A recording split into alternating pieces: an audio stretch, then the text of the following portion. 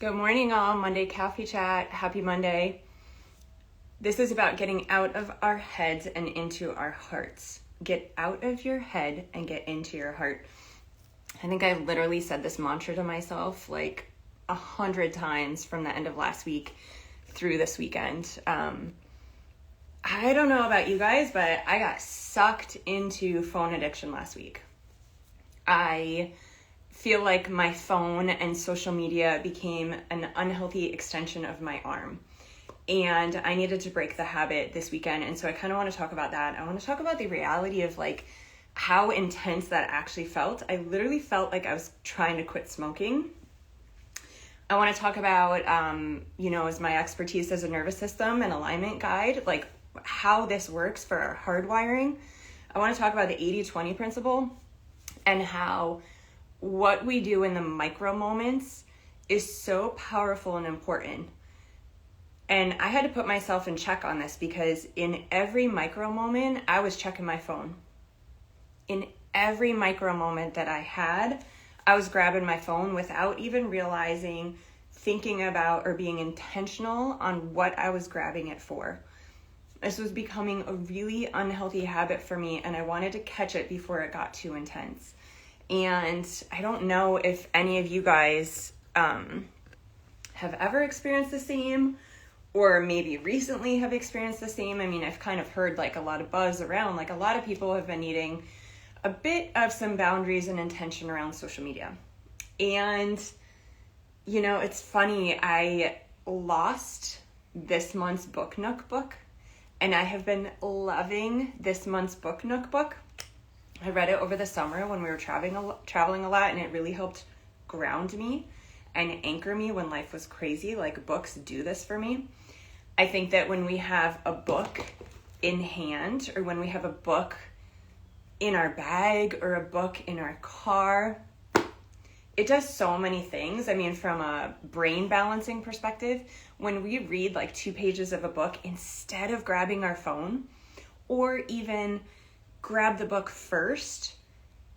I mean, anyone who's in my book club can attest to this. I mean, this isn't like a goal of going back to the dark ages and never using our phone. I love these memes I've seen online where like someone's sitting on the toilet and they say, when I forgot to bring my phone into the bathroom, and they play this like colonial scene, like someone is lighting their way with a kerosene lamp. I mean, that is not the goal. We live in the age of technology, and screens are important, and internet and social media, it all has the ability to keep us together, of course, but also, I don't know, do you guys ever experience this? Am I alone on this, where it just gets freaking out of hand? And so that was happening, and I was like, I was telling my husband, like, I need my book now more than ever, and I cannot find it. And by the time I would order it again, even if I did that through Amazon, which I don't want to do, like I don't want to buy a book twice, it wouldn't even get here in time by the time we're on to our next book. And I have this book on digital, which I pretty much never do because I like a book in hand because I write all over it. I earmark it. Anyway, so I decided not to do it. And in my mind, I'm like, I'm either going to find it, like I'm going to go somewhere. It was in my bag. I definitely left it somewhere because I read when I'm in the reception room of an office. I read when I'm at my kids' activities. Like, I bring my phone, but I always aim to read first so I don't just get sucked down that awful rabbit hole and then lose time. And so I figure I'm either going to find this book at some time, it's just going to show up, or someone who needed it, perhaps even more than me, found it, and that makes me really happy. And so maybe this book just got passed along with all my personal notes and highlights in there. But the cool thing that happened in that is that another book basically like fell on my head. And I think this is the exact book that I needed at this time. And I want to share this book with you guys because it is so powerful, and it helped me a couple years ago when I also felt like I was getting addicted to my phone and internet and social media. It's called The Ruthless Elimination of Hurry. It is one of the best books I've ever read, and I think this is such a powerful time. I want to say hurry up and get this book, but the whole point of this book is to not hurry. It's such a good time to grab this book. So when I read this book a couple of years ago, it helped me instate a boundary and rule in our home where we went 24 hours once a week without social media, without emails, without our devices. As a mom, I feel like completely going out without my phone is not realistic for me, because our kids tend to have a lot of activities, and like I don't want to miss out on, hey, does your kid want to come play here or there, carpools or whatever. But I did put a really strict limit on keeping it on the desk, keeping it by the charger, not always having it on me, and not going on social media and not going on email. I will tell you, I did this weekend. I did a 24-hour break from social media and emails from like Friday into Saturday. I checked everything once and then I did it again. And maybe you guys have better boundaries than me around this. But my work is on social media. My work is online. I run multiple businesses. I'm an entrepreneur. There is no weekday and weekends if I'm not careful. And so this was a big deal and a big shift for me. I literally felt like I was quitting smoking. Like, the amount of times I realized that I would have grabbed my phone and I would have just scrolled in these moments, that I would have just hopped on the email, that I would have just poured into work, which is so easy for me because my work doesn't feel like work. It feels like a calling. I love creating. I love writing. I love everything I'm doing. So it was really important for me. And, I would love to know from you guys, like, do you have these, like for me, I need a set boundary and goal and intention, or else what was happening is I was just mindlessly grabbing my phone. And it's crazy how, when you look at it, these micro moments add up. Like, think about this. This is a really powerful concept. Time is our most important currency. Do you guys agree? Like, what is more important than our time? Our time is our health. Our health is up there, our freedom. Time is such an important currency. And I think we all go around saying, I know I do, like, I don't have enough time. I don't have time. I can't fit this stuff in. But I had to put myself in check. And so maybe you will so vulnerably do the same. How are we spending the time in the micro moments? How are we spending these little subtle pockets of time that I'm going to tell you, these micro moments, what we do consistently over time in these micro moments becomes who we become. Let's unpack that for a minute.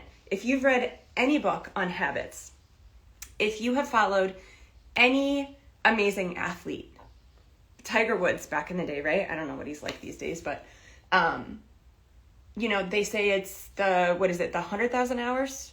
You spend 10,000 hours? I'm blanking on what multiple of 10 it is. But it's like you become an expert in something when you spend, I'm going to say 100,000 hours on it. And it's the small things over time that add up. Levi, our 15-year-old, is such an incredible example of this.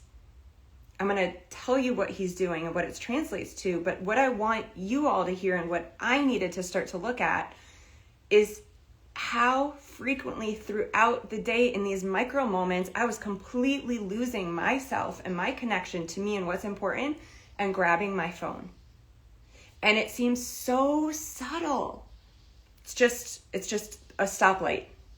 I'm just going to hop on my email quick. Like, I live in Miami. Stuff moves really fast here. So maybe that doesn't happen other places, but literally at a red light, everyone you see is checking the phone. And it's no judgment because you never know what everyone's juggling, Like, there are times when I'm at a red light and I'm like, how am I getting where I'm getting? Or where does this kid need to be again? Or, Jason's texting me because we have a great partnership with, like, I'll make dinner, you get the kids, whatever. So, like, even a lot of those times, it's not just distraction, but it's a lot. And the point is, how are we spending the micro moments of our days? Because, again, as a nervous system expert, I'm going to talk about this in a second, but first I want to tell you about Levi. We train our hardwiring, we train our operating system through these micro moments. Our nervous system is our hardwiring. Oh, shoot, I forgot to put on Do Not Disturb. Hold on. We train our hardwiring and our operating system through consistency, through what we do in the small, subtle moments. Here's an example. My son, Levi, he's 15. probably about a year ago, we put a pull-up bar outside his bedroom door. All he did was whenever he walked through that door, he would do a pull-up. It's so interesting because it just becomes, I've started doing it too. Like when I'm hanging out with him, talking to him, when I walk by his room, I do a pull-up. It doesn't even feel like you're doing anything. And over time, this kid can now string together so many pull-ups. This kid is jacked. And I've gotten a lot better at mine. Like I crave it. I'm in between emails. I go over, I hang on the bar and I do a pull-up. These small things over time add up and they become who we are. Who we are determines how well what we do works. And so I don't know what you're doing in the micro moments, but I was catching myself in the micro moments, losing myself to the social media game. Our phones are a way of life these days. Social media is a way of life, but here's the thing. It is meant to work for us, not the opposite. And I was falling into the trap of like just purely becoming a consumer. Not healthy. And so this book in my hand is like my accountability partner. A book in my hand is always my accountability partner. Like I need, if you're going to take something away from me, I used to do this with my patients when I was working on like cleaning out their diet. If you're going to take something away from me, give me something to put in its place while I switch that habit. So like when I was working with patients on their diet, if we were, working on like cutting out simple carbs, processed sugars, take this out, what we're going to put in is fat and protein. If you then want the other crap, have it, but this first. I do this with our kids too. You want to have, so Sunday I made them cinnamon rolls. We like rarely do that kind of thing for breakfast because these are desserts in my mind. You want to have this thing? Great. This comes first. You fill yourself with good brain fuel, nutrition fuel, connection fuel, getting out in nature, and then do the shitty thing. This isn't about either or. This is about both and. It's not even like it's a shoddy thing. It's just maybe a less healthy thing, but like sometimes it feels good to do, so do it. But do the good first. Right? That applies too to the headphone conversation. I told you guys I would fill you in. I don't know who saw my stories, but I think like 10 days ago, I was saying we're trying to find wired headphones that actually work because this is actually really sad, but one of my favorite teachers and mentors from Cairo School, like my favorite teacher, Dr. Russ Ebbets. I mean, so many things that he taught me play out in my mind every day. So many mantras that he said to me come through me when we're chatting with our children, and Jason too. Jason had him as a professor. Jay and I met at Cairo School, for those of you who don't know. He got a glioblastoma, I think about 6 months ago. He called me right away. He called Jay. He wanted to know about, hyperbarics and what we know and all these things. And he passed away last week. And it was really sad and devastating. And I think, a lot of times it's these big moments, these big like life-shaking events that happen that kind of cause us to look in and like, what's important? What can I do better? What is this here to teach me, And for whatever reason, that happening with him got me freaked out that Jason uses wired headphones for a decent amount of his patient calls. He's on the phone like all day with patients. He does funk medicine. And with people that are opening these biohacking clinics, he helps oversee and provide protocols. And so we had like a family dinner meeting and I was like, no more wireless stuff. Levi uses them sometimes on his bike, like they're gone. And so Jason got a headset. Jason got this headset and he looks like he works at a teleprompter. And so I shared this on my stories like 10 days ago. And I was like, listen, this is not working for us. Like we can't help but laugh every time he has it on. Kaya keeps stealing it to play restaurant and like coffee barista drive through. And so I was like, guys, what do we do? Like, tell me what you're doing. I got a ton of great recommendations. And so here's what I'm doing. This is what works for me. And this is what is so beautiful in life is that I get to take the information. You get to take all the information out there. We are living in the age of information and knowledge. we get to take it in and build our own story. And also listen to our wisdom. This is the really key, important part. Take all the external noise. Grab it. But stop and ask, what of this fits in my life? And that's where the wisdom comes in. And so I got all these people sent me these like really cool headphones they're using and all these things. And now I get to make it my own. And so here's what I am doing based on what I know and also what works in my life and what brings joy and connection to my heart. I am doing both. So I am bringing in my wired headset that I used to use. I'm bringing it back for the 80% because 80% of the time, the things that we do 80% of the time is what makes a massive impact. 80% of the time, our family eats really clean. So that 20% of the time, we have wiggle room. Whether it's, I want to say a birthday party, but even our friends' birthday parties these days are pretty clean. Whether it's Saturday night when Levi has a bunch of friends over and they ride their bikes to the grocery store and pick out, I don't know what they're picking out. But 80% of the time, he's eating clean. So we have room for that. 80% of the time, I live a toxin-free life. 20% of the things in my life are possibly toxic, but they're the things that I love and use, and so I'm keeping them, right? To me, this is alignment. This is what works for you, what works for me, what works for her, what works for him, and it's all different. And it's based on our values and pulling together the information and the knowledge that is friggin' overwhelming if you ask me out there, but then asking what of this works for me and not thinking that it has to look like everybody else. And so 80% of the time, I'm going to use these babies. I used to use them all the time. So I've got like this little iPhone connector thing because now iPhones don't even have a headphone jack anymore. I've got these. They're from Defender Shield. I can send you guys the link if you want. But they're like air tube. So they're great. A lot of headphone things don't fit. I have like tiny ear holes. So a lot of them don't fit. So I always get these soft kinds. So these are really comfortable. Love them. We've got some long flights. We're headed to Europe soon. I'm definitely using these. However, I'm keeping my AirPods.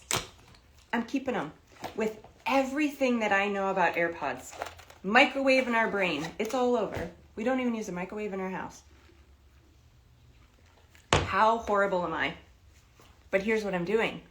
So you guys know my bike makes me so happy. I love riding my bike and I love listening to music on my bike. And when I tried these on my bike, I almost fell 3 times. Like I got tangled up, I got whatever. So I'm continuing to use my AirPods on my bike. Someone messaged me. I'm not going to say your name, but you asked, you said, I use my AirPods for about an hour a day. That's same. I mean, it probably won't even be an hour. It's probably 20 minutes a day. I'm going to use my AirPods on my bike because there is, like, let's relate it to food. There is healthy food, nutritious food, and there is soul food. There is the clean food that we eat 80% of the time. And then there are those moments where, like, for me, it's often on an airplane when I'm coming back from a work trip and I'm like, soul food. How can I take care of myself with soul food? Food that's maybe not so great nutritionally, but just feels really good to my soul right now.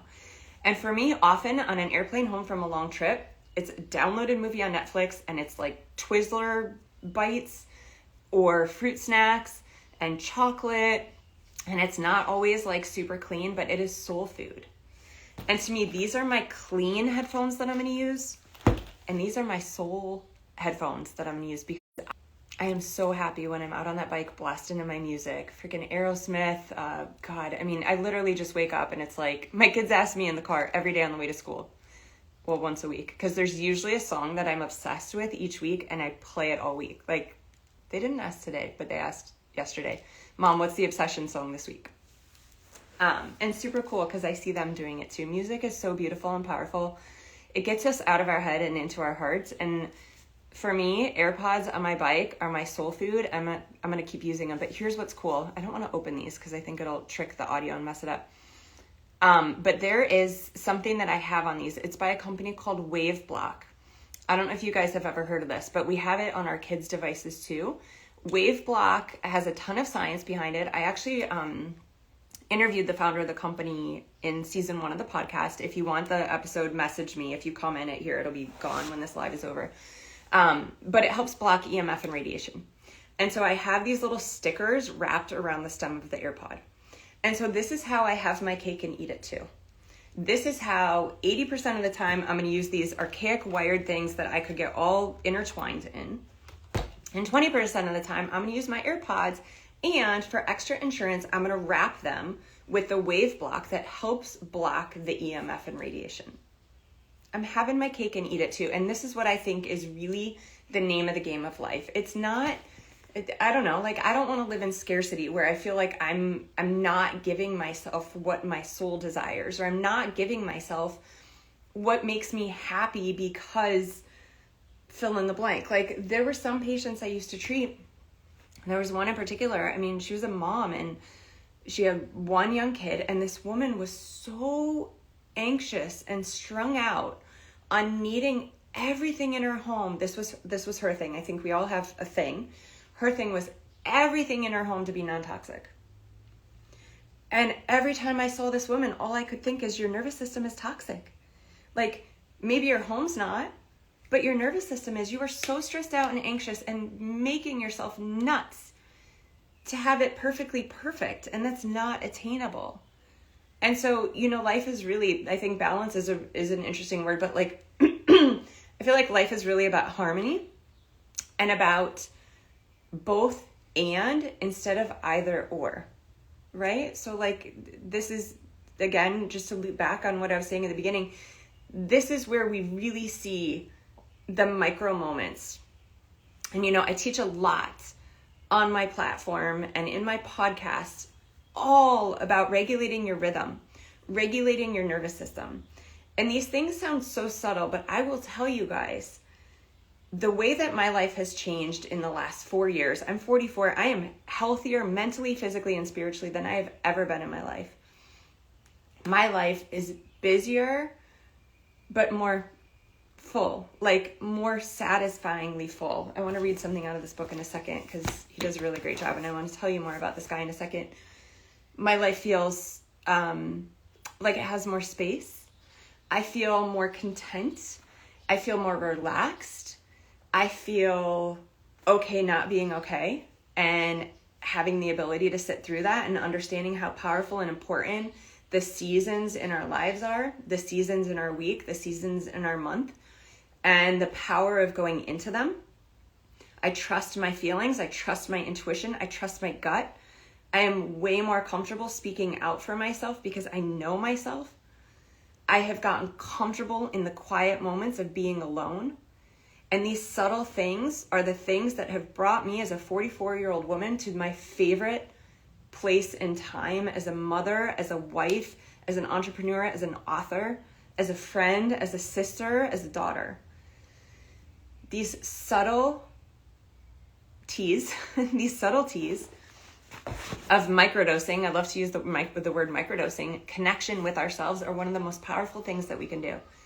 We literally change our hardwiring. We literally upgrade our operating system.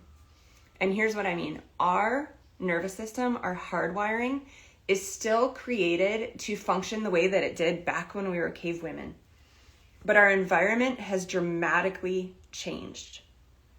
So what I mean by that is that our biology, our physiology, the way that we feel, like our chest tightening, that knot in your stomach, the heart rate increasing, maybe your throat closing up, maybe a little sweat under your pitties, that is one of our most brilliant systems that is in our body, and it's so that we can survive.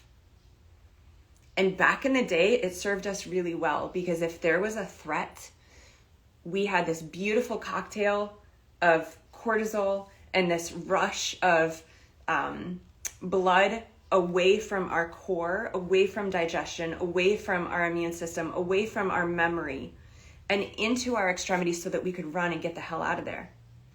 But what is happening now is that our hardwiring, our programming is the same, but our environment isn't. And so what's happening now, check out Insight Timer app. I have it. Who is that? Divine. I have Insight Timer app. It is a great resource. Thank you for sharing. Guys, I love when you say stuff on here because it makes it feel like a conversation. And this is why I'm here on this platform. It's conversation, connection, and community. That is what this place is for me. And I hope it is for you too. And like, that's what I want to create here. So tell me all the things. Okay, so now our environment has changed. And so what happens is when we have any form of stress, which you think about how many forms of stress we have. If you have an incredibly blessed life, your life is full of stress. If you have a family, if you have a job, if you have a home, if you have responsibilities, you have stress. Thank God. This is called eustress, EU-stress. This is healthy stress that's the result of the blessings that we have in our life. Distress is the stress that you don't even foresee coming. Distress is very rare, thankfully. Distress is the horrible phone call that you get at 2 a.m. that you didn't foresee coming. But for the majority of us, the majority of stress in our life is healthy stress. But what happens is we're reacting to it as if our survival is threatened. And what is supposed to happen is we are supposed to have this stressful event. We read the environment and we react or we respond. Car slams on the brakes in front of us. Our pupils dilate so we can see. We get really aware of what's happening. We can feel and see everything with complete clarity. We pump the brakes. Whew, we missed it. But how long do we hang on to that event in our head? Right? And then perhaps another one happens right after. You get a text from the school that your kid's sick. Okay, is it a moment and then you reset?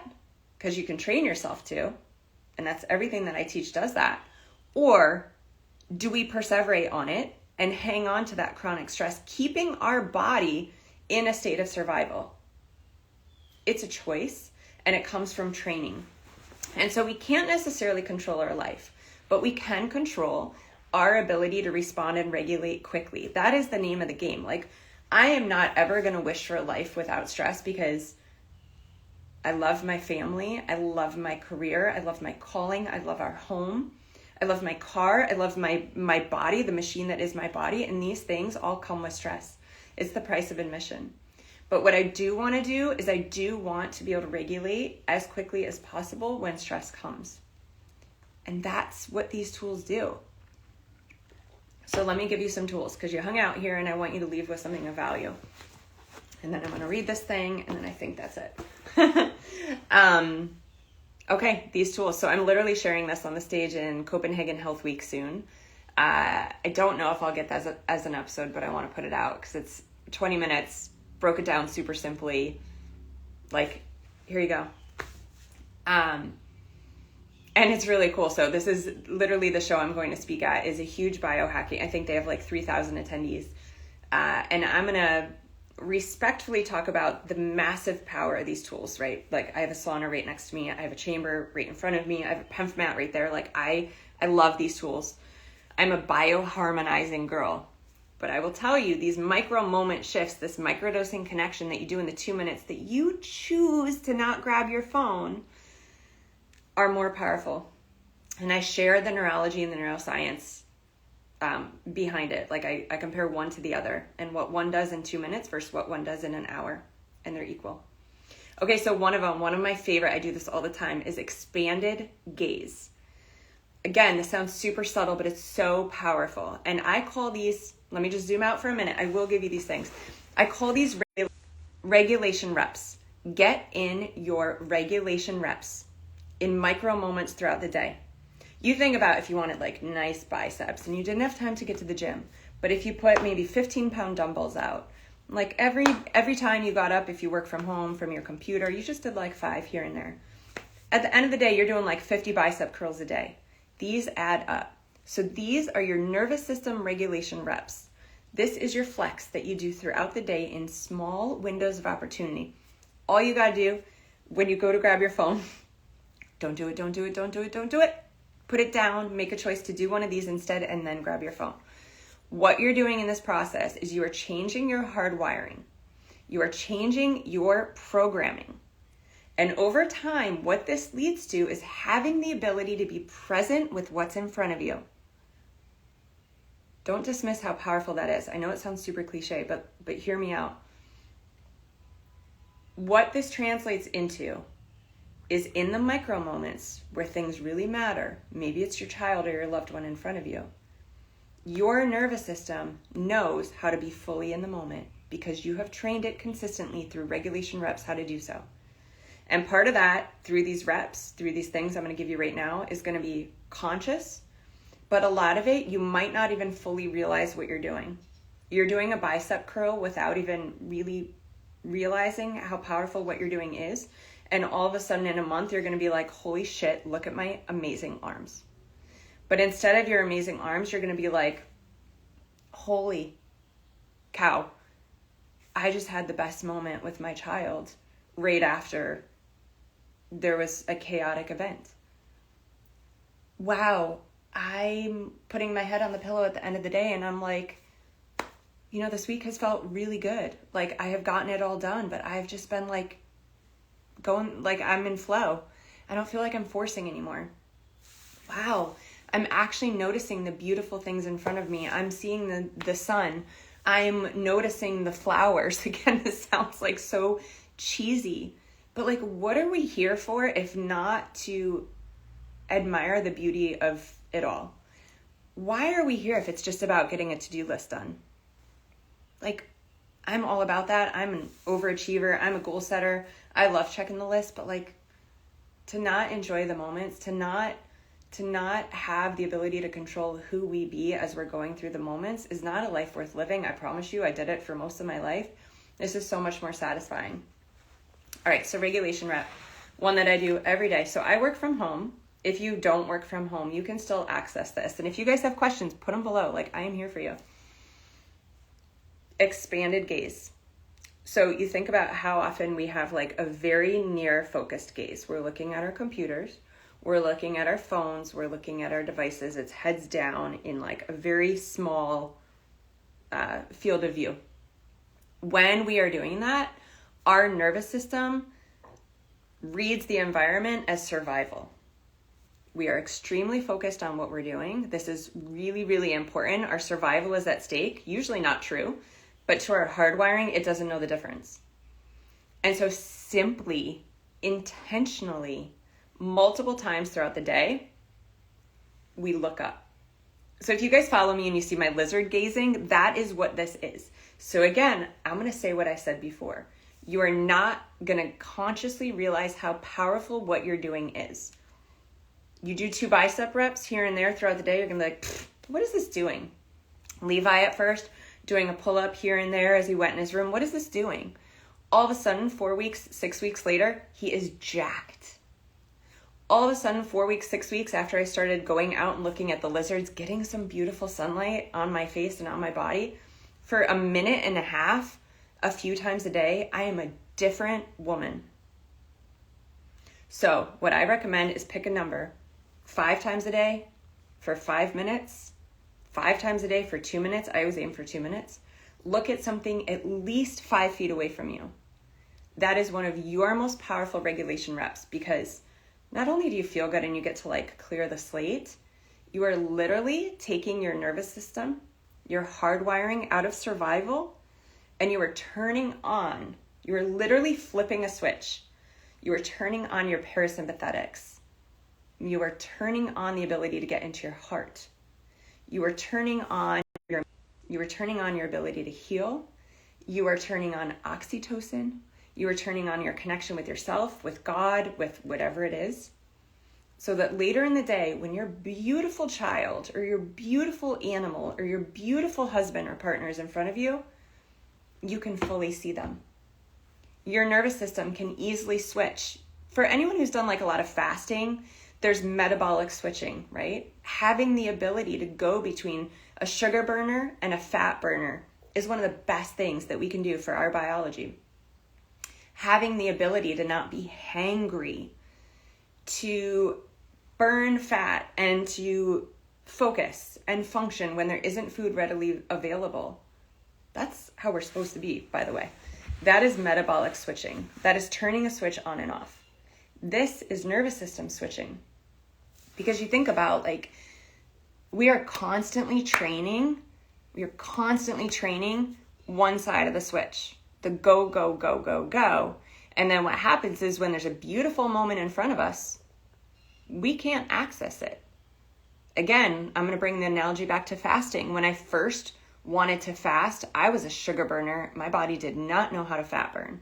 So what that meant is I had to eat every 2 hours. My system did not know how to switch over into the other tank. And so you start to train it, and you train it through consistently putting fat in. And all of a sudden, I could do 5-day fasts. No problem. My body knew what to do. And I don't think that's everybody's goal. I mean, I haven't done a 5-day fast in years, but I can go 24 hours. I could go 18 hours. I can go on a flight and not worry if food isn't accessible. Usually on my toughest, most intense work days, I choose to fast because I feel better. Let's take that same analogy and work on that switch. If we're constantly training the go, go, go mode, which we do when we spend every micro moment grabbing our phone, which is what I caught myself doing, and I'm breaking that habit. When we start to train the other tank, the regulated tank, when we stop just living in our head and we get into our hearts through micro moments of the day, and we train our nervous system to remember, this is how you get here. This is how we win as moms, by the way, because we constantly have 400 tabs open. I think if you're to take a mom's life and be like, what's it really like? Like I used to ask a lot of my patients, what's it really like when you're a mom? Like everyone says it's so hard and everyone's so stressed out. Like, what is it? Can you describe it? I would ask so many questions. I'm always been curious. Here's what I would say. It's amazing. It is the best thing I've ever done. We have 3 kids. I would have 100 more. But the biggest flex that we have to be able to flex as mothers is literally going from go, go, go mode to completely present with our loved ones. And that is a muscle that I think is worth flexing. Okay, so expanded gaze is one. Let me give you another one.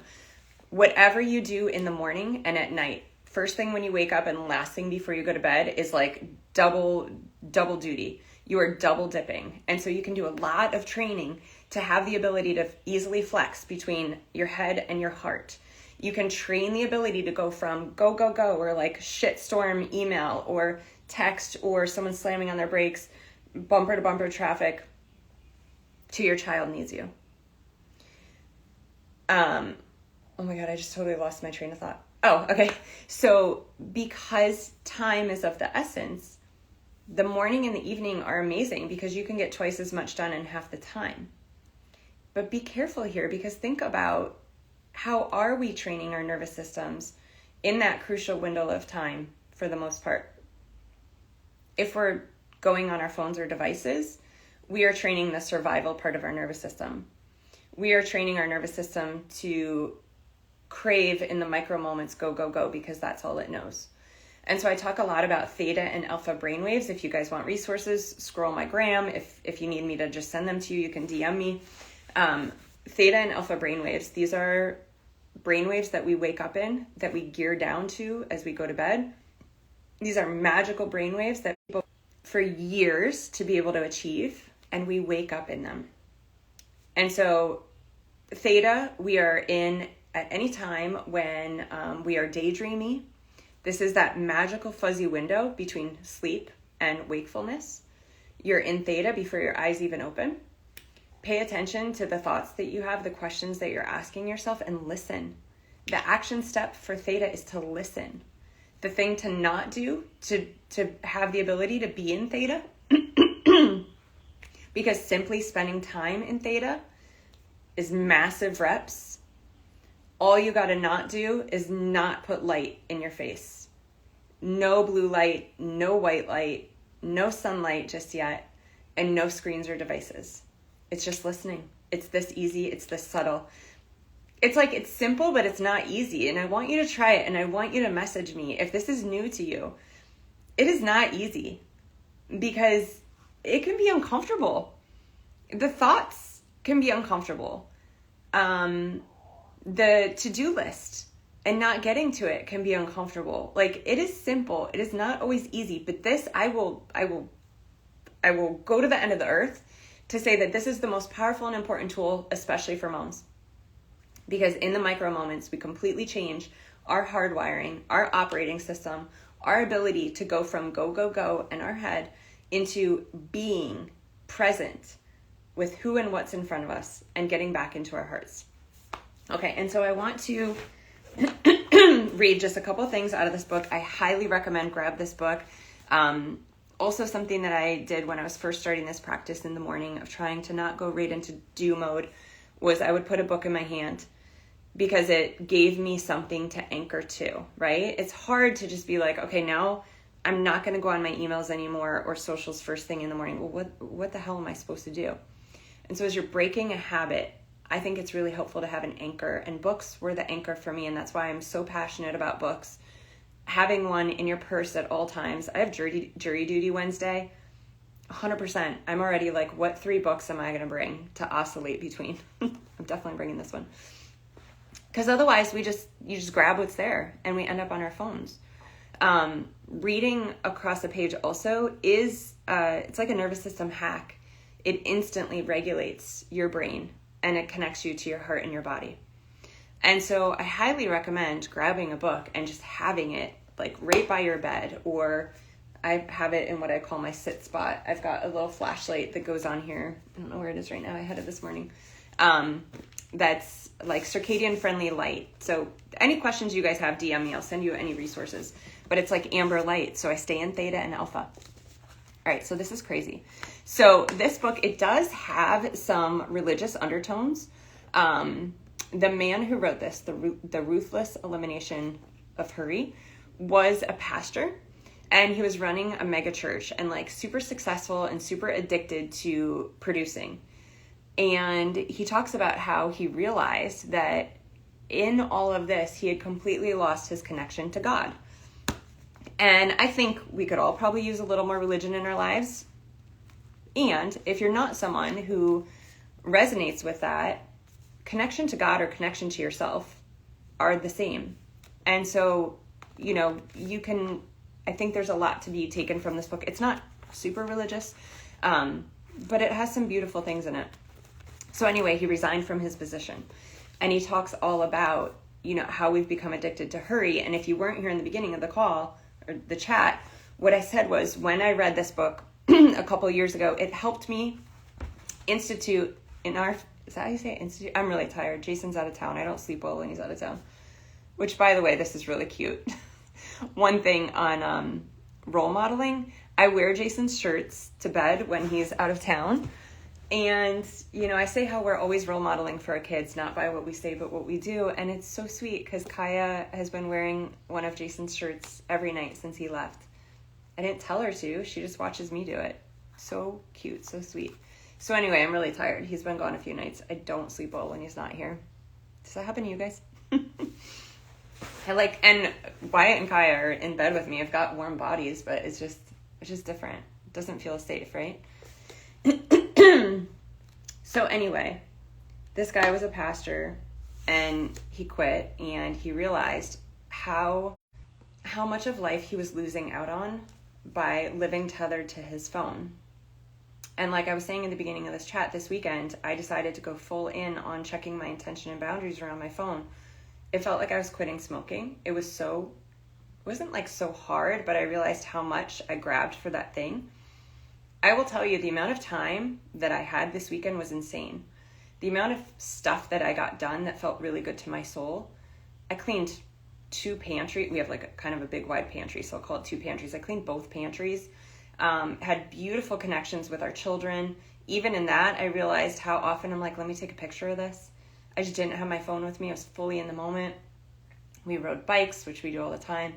But it just felt different. Played basketball with Wyatt, read a lot, wrote a lot. Like, it's amazing how our phones have become the stealer and the thief of our connection with each other and with ourselves. And so it's a really, really good book, and I'm bringing back that habit. I might take social media off my phone. I don't know yet how that works because a lot of my work, like I said, is on here. But my intention and boundaries around it is going to be, if I check them on the weekend, it's going to be once. Get in, get out. Okay, so this is crazy. So he talks about a lot about how phones have created this disconnection in our families and in our homes and with ourselves. He says, cue a terrifying trend. Our attention span is dropping with each passing year. In 2000, before the digital revolution, it was 12 seconds. So it's not exactly like we had a lot of wiggle room, right? But since then, it's dropped to 8 seconds. I think now it's 3, right? I think it's 3 seconds. But at this time, the time that he wrote this book, he said, to put things in perspective, a goldfish has an attention span of 9 seconds, meaning we are losing to goldfish. You think about like what you picture when you see a goldfish. They're constantly just going from one thing to the next. And with my lens on this as a nervous system and alignment guide, I'm like, well, duh, we're training it that way. We are training it that way because in every micro moment, we're just filling ourselves with more stuff. So here's what I recommend, and I'm going to sign off because this is longer than it needs to be. But just start by creating an awareness of when, this is what I did, so feel free to take it if it works for you. I'm not here to tell you what to do. Start to create an awareness of each time you grab your phone.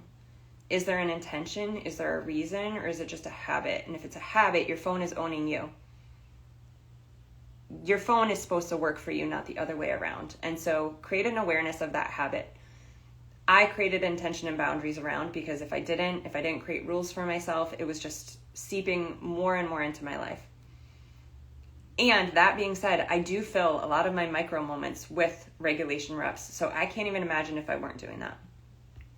Third recommendation, get your regulation reps in. Do the expanded gaze. Go look at your lizards. If you can't look at your lizards, if you work in like an office setting and you can't leave the building, just go for a walk. Look up. Ladies, gentlemen, if or when you're in line at the grocery store, and there's a micro moment, instead of grabbing your phone, there's always stuff to catch up on our phone, especially as mamas. I get it. But like, look around. Look at what's around you. Look at a person. Connect. Look at the store. Because we cannot give to another what we can't give to ourselves. And if we can't give ourselves presence with what's going around, if we can't give ourselves connection to the moment in front of us, then how can we give that to another person? Right? This is so subtle, but so powerful. You guys ask me any questions. Ask me about the headphones. Ask me about the book. Hurry and go get it, even though it's all about not hurrying. It's so good. It's so, so good. And again, I think we just all need a little bit of a check-in on our boundaries, at least for me, around devices. So, all right. Love seeing you guys. Thanks for being here. Talk to you later.